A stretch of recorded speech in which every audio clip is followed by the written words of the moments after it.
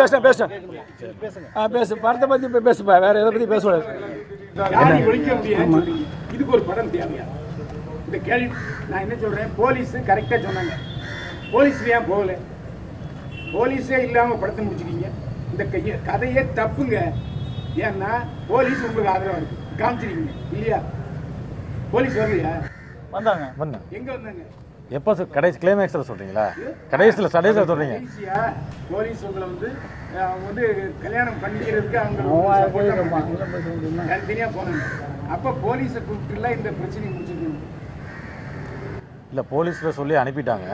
அனுப்பிட்டாங்க. அடுத்த நாள் இந்த மாதிரி நடந்துருச்சு இல்லைங்களா? அதுக்கப்புறம் உங்களை அடிக்கும்போது வேடிக்கை பார்க்காதீங்க.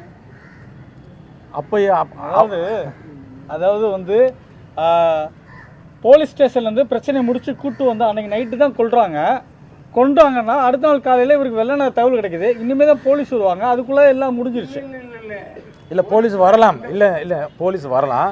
இப்போ அந்த சம்பவம் நடந்ததுக்கு அப்புறம் அவங்களுக்கு தகவல் தெரிஞ்சு போலீஸ் வரலாம்.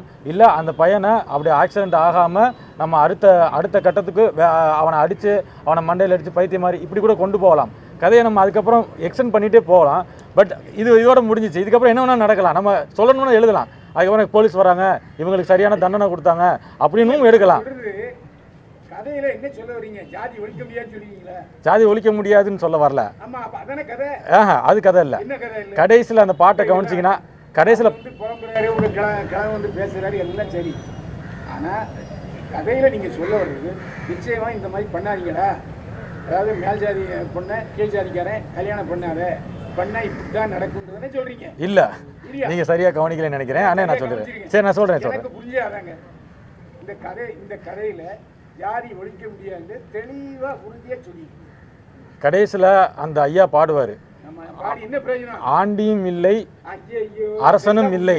அதேதான் இங்க வந்து எவனும் மேலையும் கிடையாது, எவனும் கீழையும் கிடையாது, எல்லாரும் சமம்ங்கிறதா சொல்றேன். அந்த பாட்டெல்லாம் என்ன சொல்லுது?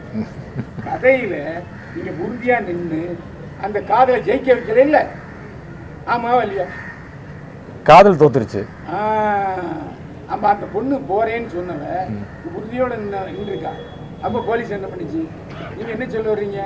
நிச்சயமா கல்யாணம் பண்ணாதீங்கடா, காதல் பண்ணாதீங்கன்னு சொல்ல வர்றீங்க. சார், காதல் பண்றது பண்ணாது அவங்க விருப்பம். நான் சொல்றது என்ன அப்படின்னா, சமூகம் இப்படி இருக்கு, சமூகம் இந்த மாதிரி இருக்கு. கடைசியில் நான் சொல்றது அதுக்காவது பிள்ளைங்களுடைய எண்ணத்தை விட பிள்ளைங்களுடைய அவங்களுடைய காதலை விட பல பேருக்கு அவங்களுடைய கௌரவம் தான் பெருசா இருக்கு. தான் ஒத்த மகளா இருந்தாலும்